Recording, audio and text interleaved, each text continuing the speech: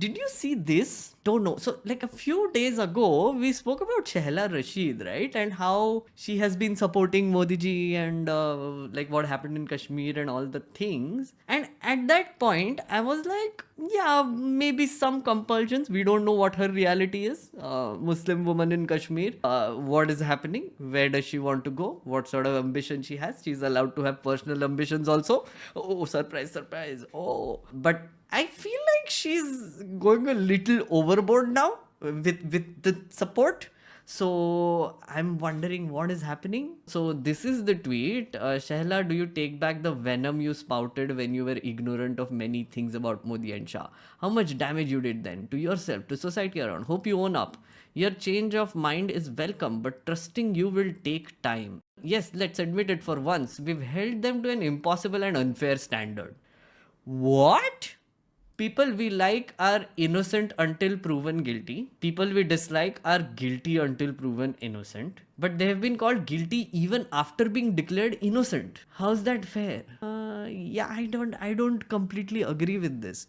The thing is, we have held them to an impossible and well, unfair standard, I guess, because they constantly keep setting unfair and impossible goals for every one of us. Like, ek to majority government, they keep claiming best party ever, richest party ever, best person ever.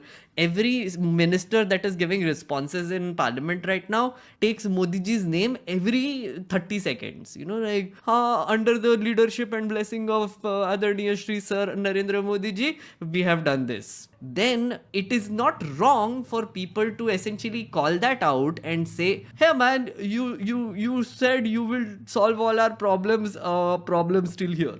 What to do now? What to do now? You tell, right? The thing is, if you set up like unreasonable expectations, you are setting yourself up for failure, and then you try to cover it up with propaganda and distractions and whatever else, and money and throwing money at people, and even CBI, ED, and coming and raiding people and doing all the things. It is not an impossible and unfair standard, friends. It is not.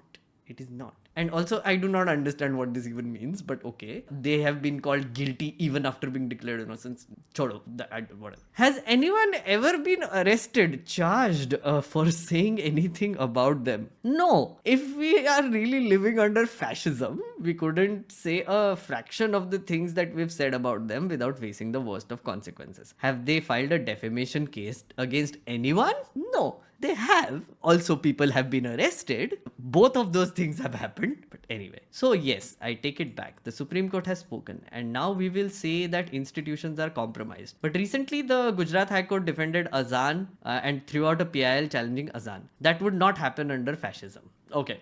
And then someone posted this. Has anyone been arrested? You tell. You tell. Has anyone been arrested for saying things against them? See, I was on her side for a bit. I was like giving her benefit of the doubt. But now I feel like she is edging towards the BJP. So I feel theory time, friends, you want to hear theory? If you want to hear theory, say yes. Okay. Start poll. Theory time? Question mark? Yes.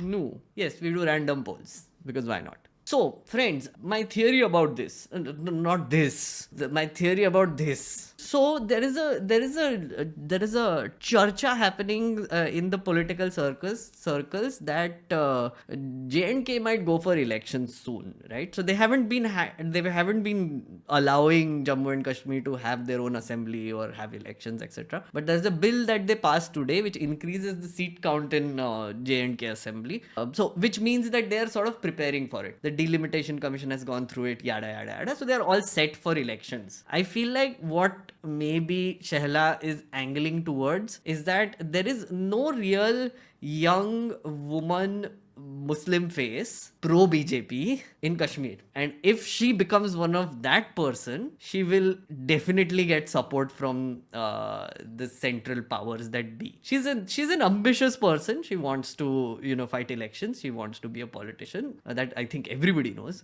So maybe she's angling towards that, because who she's reminding me of? She's reminding me of Shazia Ilmi. Long time ago, Shazia Ilmi was not a part of the BJP. Then she started doing stuff like this, and then suddenly she's a part of the BJP. And this has happened to many people. There is Gaurav. What is his name? Spokesperson. Gaurav something. Who also had a fight in the news channels, like proper, like bashy fight. So I feel like that might be what is happening behind the scenes, is a theory that I have. I get that she's like maybe reasonably supporting Modi and Shah and everything. This is doubling, tripling down on this, and then also speaking their language, which is a little strange to me, because Shehla Rashid is not an unreasonable person. Shehla Rashid is a smart woman. If she's doing this, there is a reason for it. I refuse to believe that doesn't have a plan behind this. Gaurav Bhatia. Yes, thank you, chat. That is his name, Gaurav Bhatia. He also switched. This is a pattern. Theory slaps. Thank you so much, Psych Shit. What do you think it would be better if Kashmir, Jammu and Kashmir should be admitted as a separate states in the union? Indos are correct. What I'm saying is that they should have an assembly of their own, and there should be elections that need to happen in the state. All done, 370 removed, made a part of India, Tiranga in everywhere across the state, whatever. All done, all good. Right? Moving on, if there are people there who are now Indians, then the Indians deserve to elect their own leaders in the state assembly. So please hold elections. That is what we should now say about Jammu and Kashmir, which is please hold elections. There needs to be local leadership there, and there needs to be proper representation. And that is the one way that people will also start having more faith in the Modi government as well, I feel like. I mean, already maybe some people have faith in the Modi government. I'm not saying all of them are against the Modi government, but I'm saying maybe narrative wise, a lot of people are upset. So one way to sort of win their trust is also to allow them to vote for their own leaders and get leaders elected there. So that's what I was saying. I think there is more to do this than just ambitions. Ideologues don't switch so quick. Arfad, you'd be surprised. Ideologies, my friend, are not solid. Ooh, news break. Ideologies can change. Ideologies can morph. Ideologies can become a matter of convenience. Ideologies can be used for political reasons, and maybe they don't believe in it. Many ways to look at it. Ideologies are just ideas, and it's a way of looking at the world. It gives you like a filter to look at the world and systems of government, society, power structures. It helps you do that, right? So personally, you might be believing in one ideology, but when you go into politics, maybe you adopt the ideology of the party that you're going into, and then you start spouting the things that are aligned with that ideology. That's what happens. That's what politics is all about. Authoritarian fascist law. Yeah, let's go to authoritarian fascist law. Okay, so this bill came up in the Rajya Sabha. This is called the Post Office Bill. What an innocuous looking bill. Post Office Bill. So nice. It is about the post office. To consolidate and amend the law relating to post office in India and to provide for matters connected or therewith or incidental thereto. Okay, it replaces this old ass act of 1898, if I'm not wrong. Wait. Kidhar gaya? Yeah. So, hot tip, friends, if you want to read a bill, ignore everything, go to the bottom, find this part. Statements of objects and reasons. Here, they give reasoning of what this bill is, okay? So, this is basically replacing the 1898 Act. It was enacted in 1898, yes, with a view to govern the functioning of the Post Office of India. This Act primarily addresses mail services provided through the Post Office. Over the years, services available through Post Office have diversified beyond mails, and the Post Office network has become a vehicle of delivery of a variety of citizen-centric services, which necessitated the appeal of this Act and enactment of a new law in its place. So essentially, Post Office has evolved over time, right? Where there are these service bank account. It is also a bank account. There are other services that post offices offer, etc. So basically, it is a attempt to modernize that law, which was in 1898 law. That is the general idea of why this law was brought in, right? But now I want to show you a fun thing. In this law, in this very innocuous looking law, there are these clauses, okay? The central government by notification empower any officer to cause any item in course of transmission by the post office to be intercepted, opened, or detained in interest of security of state, friendly relations with foreign states, public order, emergency, or public safety, or upon occurrence of any contravention of any of the provisions of this act or any law in force of the time being. What this means is that any package that you're sending through the post office can be opened by an authorized official and checked, because they can be suspicious. Ki, what are you transporting? What are you doing? Are you doing it in the interest of security of state, friendly relations with foreign states, public order,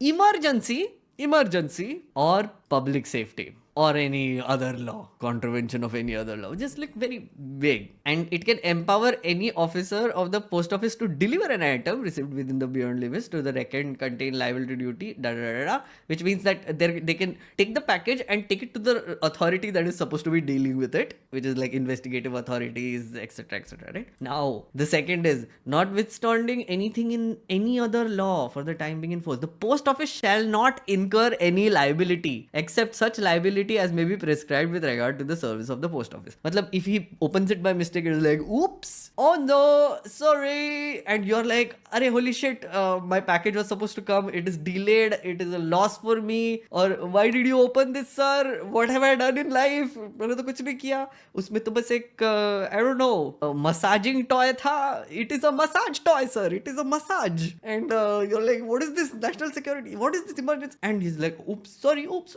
But you cannot hold that officer or the post office liable for that shit. Massaging toys.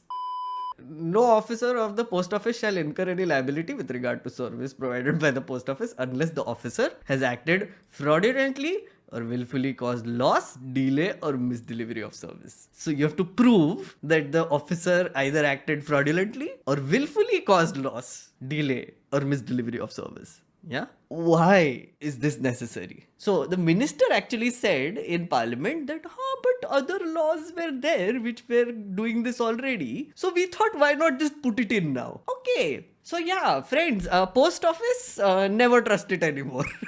just don't.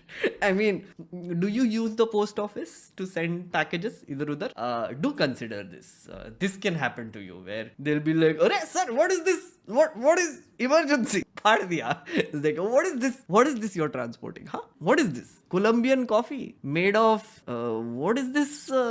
Civet feces? What exotic animal? Sorry. Just making it light because it will become more palatable for you, because as the authoritarian claws of this government just go deeper and deeper inside us, this is all we can do, which is we can have fun, we can be Sisyphus, we can be happy, we can be in the now, and we can just deal with this shit and tell people about it, because they might be transporting massage toys. It is very important to transport massage toys through post offices. But yeah, this is a bill. Fun bill, no? This is like cartoon level evil bill. When I read this, I was like, sure, I guess. Meghna is trying to stop my Amit Shah pillows from reaching me.